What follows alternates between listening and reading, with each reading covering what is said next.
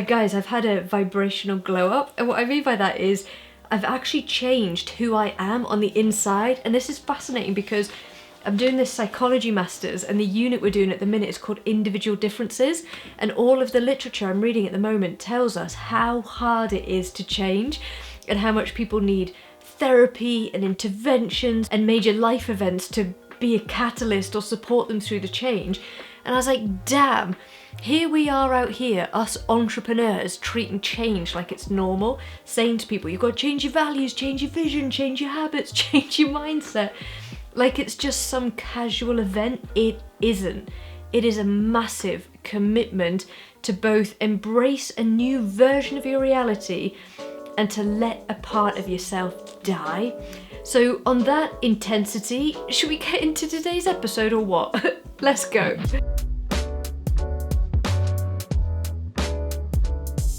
Okay, so little context. About 6 weeks ago now, not even that long ago, maybe 8 weeks, I made a commitment. And the commitment was I'm going to move from having a 6-figure business to a 7-figure business. So I kept talking online about, I've got this 6-figure business, I can teach you how to scale to 6 figures. And it dawned on me what a limiter that was to keep affirming and talking about and vibrating in the frequency of a 6-figure business. I want a 7-figure business. I want, never gets. All right, just park that. I want a 7-figure business. And when I was making this declaration in the membership, that's where I first made the declaration, there's a moment where you can see me pause and I say, it's not that I want a 7-figure business for the money, which would be totally cool. I'm not going to say no to that. I'm ready now to share these ideas on a national, international scale, and I can see the path. I see what I have to do.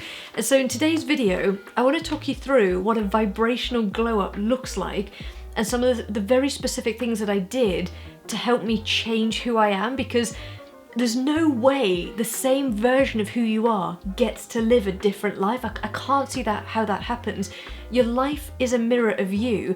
And the amazing thing about that is not only does it give you feedback that says, look, you might have these dreams, these ideas, you might be affirming who you're becoming, but look around you at the chaos, at the mess, at the bank account, at the state of your relationships, whatever, at your health, at your energy, at your motivation. Your life is reflecting to you the truth of where you are. And if you've been on the journey for 2 or 3 years and you're not seeing a change, it starts to prompt some really interesting questions that go right to the nub of what does it mean to take responsibility for your own projects, performance, happiness, healing. We're going to return to that. The second reason it's so powerful to accept that your life is a mirror is because you realize you cannot say to the mirror, smile back at me and then I will smile to you. That isn't how life works. You have to smile first, and then you look in the mirror and then, oh, look, the mirror is smiling back. This is the hardest thing about law of attraction, manifestation, changing your life. You can never get the result until you are the result. You will go through so many shifts and changes and releases really as you up level until all of a sudden you feel a certain way, and you know this feeling because you've had it. You feel a certain way where you absolutely know the result is inevitable, and you get to the point of where is it? And then all of a sudden it's there in abundance. And by the way, you've up leveled 10 other areas of your life because you've gone up a level. It's not up a level in vision, it's up a level in vibration. And now because you're accessing and vibrating at a higher level of consciousness and a greater level of awareness, and maybe you have higher standards and you'll put up with less BS, all of a sudden things are fading away in your life. Friends that gossip, you can't bear the detective shows anymore, new things are entering your life, books you've had on your bookshelf for half a decade that you've been meaning to read, and now you're gobbling it up. Somebody you meet networking who you would never have had a conversation with 2 years ago, and now you're entering into a new business deal. The idea that all of a sudden you're going to go from being the participant in a group coaching program or an event or a reader of a book to I'm writing the book. Yeah, I'm the author. I'm the speaker. I'm putting this event on. That's what I mean by vibrational shift. It's internal, and once it happens, it's too late. The world reorders around you. Never ever will the world reorder around you and then you go, oh, I should probably up level and shift and change to meet the new reality that I'm now living. Doesn't happen. You can even have 2 people experience the exact same phenomenon risky word to choose, phenomenon. Say it, da da da da da. You could even have two people experience the exact same phenomenon and talk about it in a different way. One person go, this is awful, how could this happen, he's to blame, and the other person go, this is the best thing that's ever happened to me, what an amazing opportunity, yes, I'm going to go for it. To give you an example, I last week had so much to do. I was going to this event in London, I had a uni assignment due, my diary was packed with clients, I had some filming to do, and an old friend of mine said, Lisa, would you come to the event? It's in 5 days' time, but also will you do the speech at the event, because would you, just please? One person could think, oh my god, this isn't fair, like this opportunity's come and I can't take it, I'm already too busy. And the other person go, yes, absolutely, I'm ready, I can't wait, I talk all the time, tell me where, tell me when, I'll be there and I'll print worksheets. That's what I mean by the same experience can even be interpreted by different people depending on their vibration, their willingness and their capacity to handle the pressure of the opportunity, okay? So we've got lots to work through in this video, and I want to tell you first of all what this glow up has looked and felt like to me, and how it's happened. How it's happened? How I made it happen would be the truth. God, I've pushed for this like so hard for so long. And then I want to give you some questions and put the focus on you to ask about your new vibrational glow up and help you take even more responsibility for change in your life. And like in the back of my mind all the time, I'm so glad I've signed up to do this masters. It is the hardest thing that I've ever done, or it was, but it's getting easier because I get it now. And all of the stuff I'm learning, it's so weird because it's formalizing stuff that we know. If you're an entrepreneur and you've tried to change your life and you've moved through some really difficult things like debt, depression, relationships that I want to say didn't serve you, but you know, I mean the worst kind of relationships, whatever you've been through in your life, you can read a therapist or a psychologist go, yeah, change is really hard. And you're like, yeah, no Sherlock, like I've lived it, but now I've lived it, I've taken clients through it, but I have some fancy pants words for it and some articles and journals I can reference in the book I'm writing, so that's kinda good, but the experience trumps the words every day.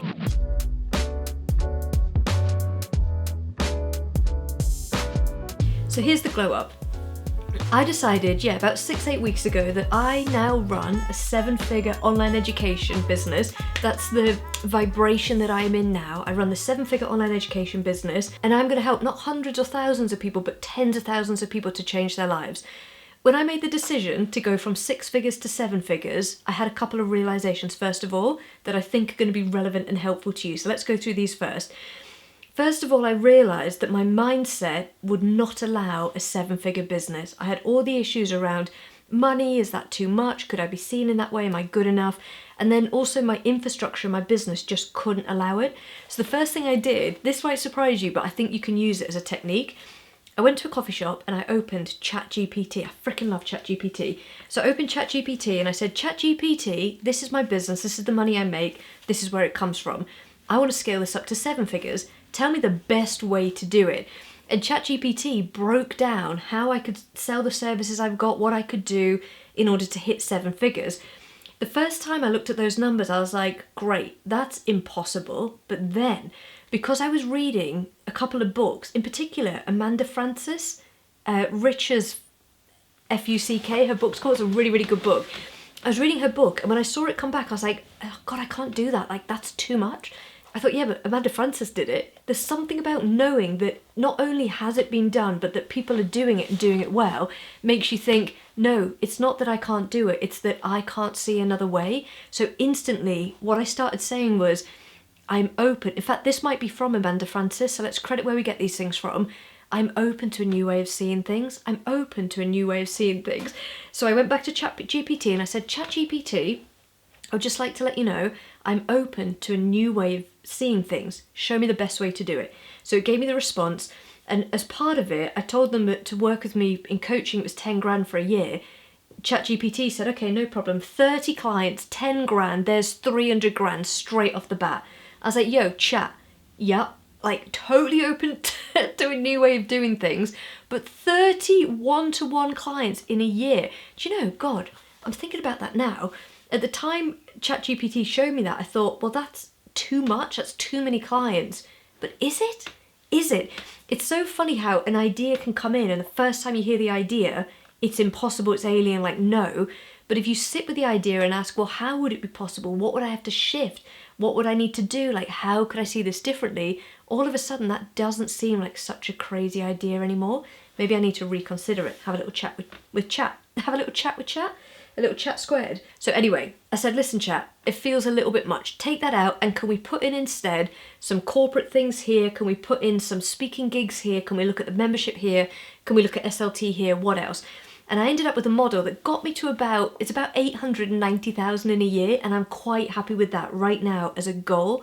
Not a vision, it's now a goal. These are projects that I'm implementing, and I'm sure you can feel it in what I'm doing online, on social, on the stuff I'm sharing. So massive shifts in terms of how I'm showing up, the energy that I'm showing up in, like the volume and the capacity. So yes, I'm doing online, yes, I'm doing social, but I'm ramping up ads. You've probably seen them. I've set up a national networking arm in the business where I'm now running events in probably 2 cities at the time of filming, soon to be 3, soon to be 4. Massive up level and shift in capacity. I could not have done this a year ago. I didn't have the capacity to hold it.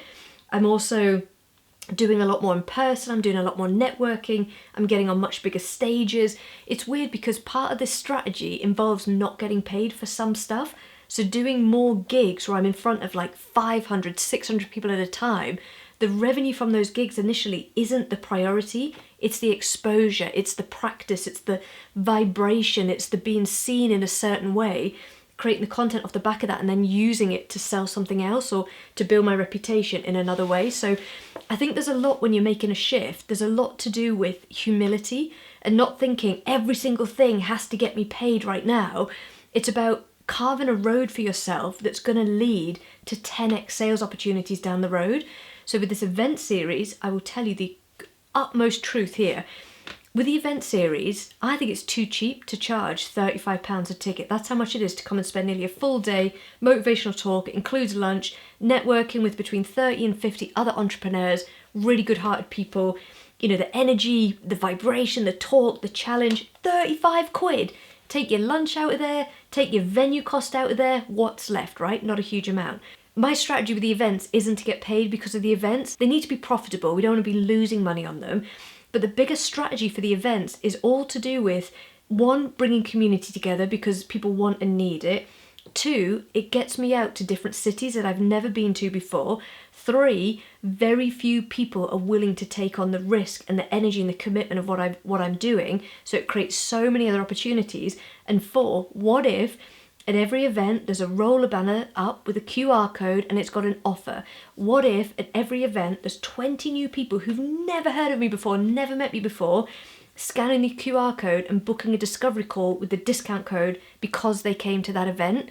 Can you see how that is an incredibly powerful, almost like 10x marketing technique of, instead of trying to use ads and a webinar and the traditional, it is the traditional way in online marketing of getting business, what if I use my edge and my power and my magic? What if I go fill a gap that no one else is filling? What if I go and take a risk and use energy and presence and what people are craving, you know, community, network, a lift to actually times 10 the power of a webinar and do that webinar in person every month in as many cities as I can? What's that going to do to the business? So when I said ChatGPT, I'm willing to see things differently, take out some of that one-to-one, which I might put back in, let's go, but let's put some of this in, let's put some of this in. I really started to talk to ChatGPT about 2 things. One was what the actual financial strategy was going to be, and the second one was what's the brand strategy. So I know now that I've got to get this second book published.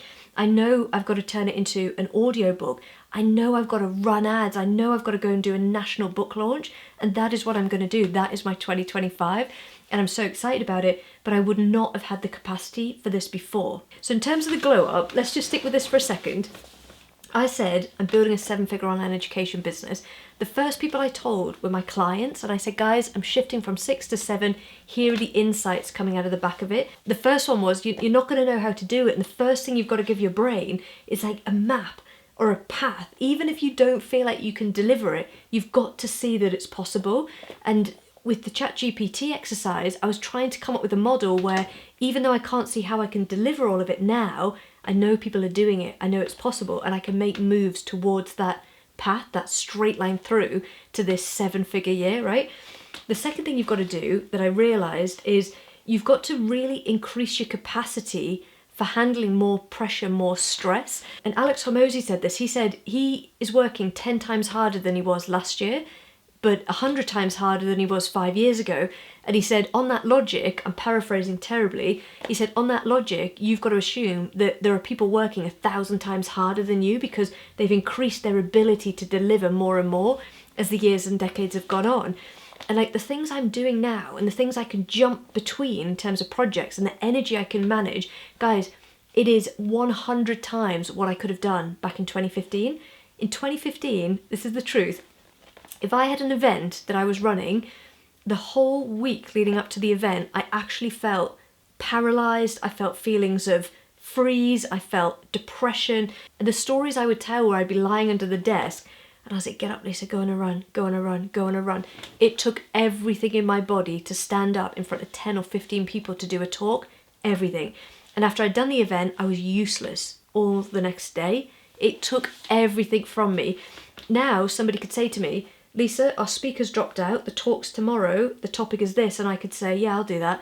And I would just turn up, a few notes on a piece of paper, I could do the talk, and I could go. Between those years, 2015 and 2025 nearly, between that decade, I have done my 10,000 hours of YouTube videos, of podcasts, of live events, of Zoom weekly training. The training I do with my clients every single week, all of those hours of prepping, turning up, holding the energy, moving on to another task afterwards, all of it has helped build my capacity to be able to hold this energy and be able to shift straight onto another project after, before, to act spontaneously, to reorder my ideas. So going from 6 to 7 figures has made me realize it's exactly the same as clients going from 3K months to 8K months. The void is the same. A, what's the model? Like, what does it even look like to do that? And B, can I build the capacity to deliver on that and actually remain productive in my life and my business in and around that delivery? Can you see that? The third thing that this jump made me realize, just thinking about the realizations of shifting from 6 to 7,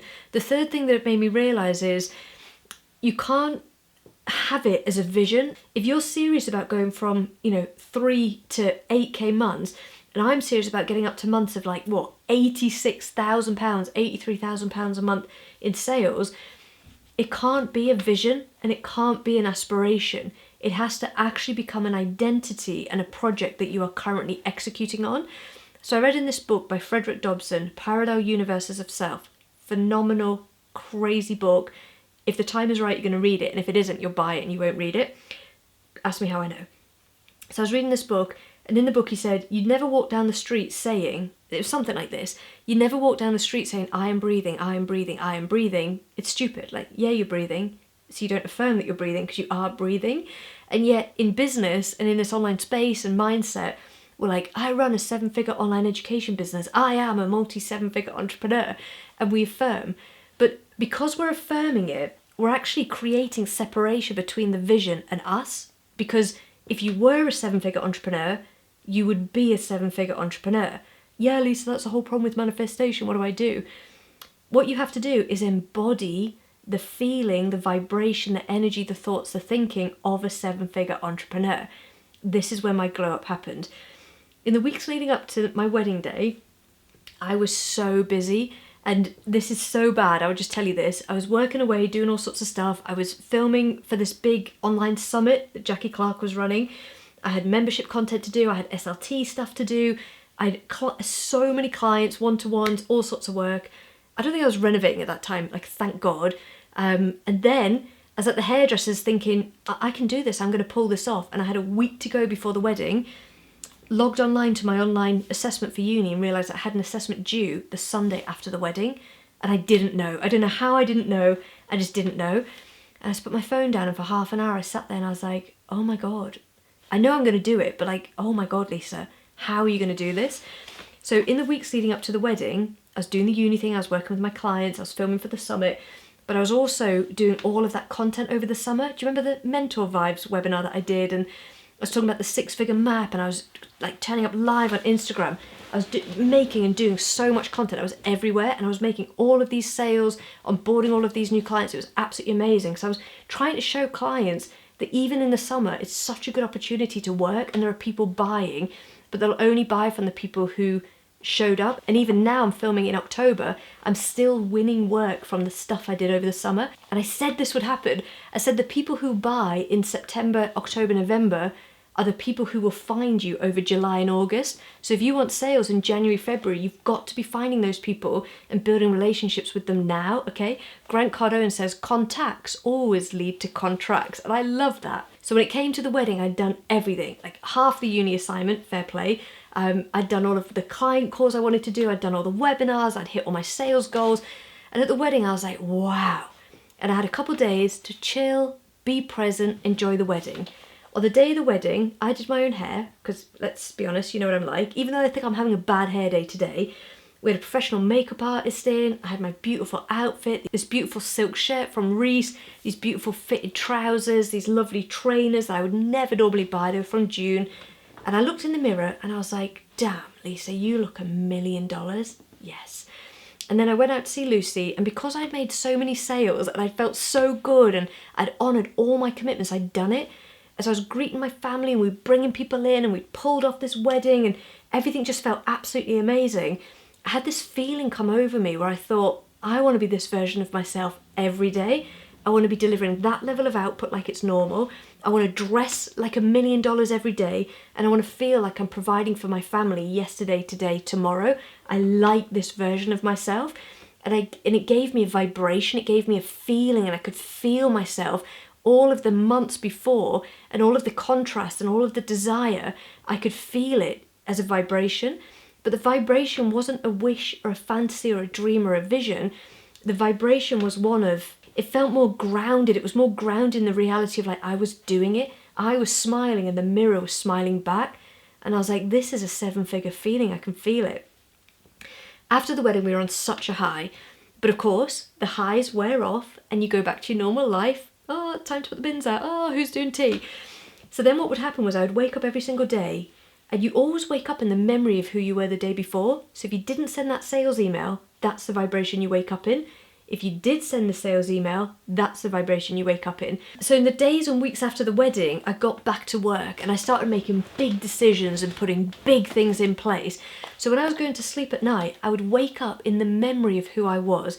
And the memory of who I was is always, this is my subconscious, terrible default behavior thought. It's always, you're such a big loser, Lisa, you're never going to make it and you didn't follow through. I'm sorry to tell you that, but that is my default thinking, right? So when I wake up, that is who I am when I wake up. Isn't that awful? So I have to say to myself all the time, Lisa, remember you sent the email. Lisa, remember you filmed the video. Lisa, remember you went to the gym. And I ground myself in the action that I took, not in the promises I made to myself, not in an affirmation, not in a vision, in the promises I took, in the things that I did, in the things that I actually made happen. And then this one's really clever. Keep my eyes closed, I'm just awake. I just put my hand on my heart and I reconnect with the energy and the feeling of who I was on that wedding day. It's a very specific feeling, and it instantly makes me feel like bigger, more powerful, more deliberate, more in control of my life and my destiny. But also there's a feeling that goes with it of such huge love and abundance and presence, and like all the power multiplied by the energy of my family being there. And guys, the feeling that I can generate from that memory is a 7-figure feeling. So I close my eyes and I see myself on that wedding day and I remember who I am, and that's the vibration that I access, and that's who I get out of bed as. So there's 2 things I'm doing there. One, I'm grounding myself in the memory of the actions that I took, not in any shortcomings, okay? You did the work, you did the work, you did the work. On the day where I've got to do something, I think, send the email, Lisa, just send it. Nothing's going to go wrong. And tomorrow when you wake up, you're going to wake up and you're going to say, I did send that email. I created an opportunity. If I get an idea now, I'm just acting on it. Pick up my phone, send the voice note, send the email. I'm just acting on every idea. I'm willing to see things differently. The right ones will follow through, and the ones that won't, I've forgotten all about them, like they just didn't come off. So I'm grounding myself in the actions that I took, the 7-figure actions. And the other thing I'm doing is, instead of accessing that vibration of you're not good enough, you're a loser, whatever that story is, I just access the memory of me at that wedding, and it is so powerful. I get out of bed in that energy and I think, what does that person do? What does that version of me look like? And I've done that now for so many weeks after the wedding that it is no longer becoming an activity that I have to do. It's like a vibration that I am. And I'm standing on that as a platform and asking, what next? What next? What next?